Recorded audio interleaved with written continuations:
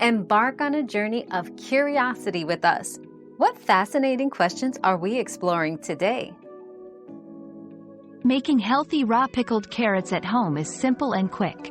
Ingredients: carrots, water, vinegar, salt, sugar, and optional spices like garlic or dill. Steps: 1. Slice carrots into sticks. 2. In a saucepan, combine 1 cup water, 1 cup vinegar, 1 tablespoon salt, and 1 tablespoon sugar. Heat until dissolved. 3. Place carrots in a jar, add optional spices, and pour the brine over. 4. Seal the jar and refrigerate for at least 24 hours. Enjoy your healthy snack.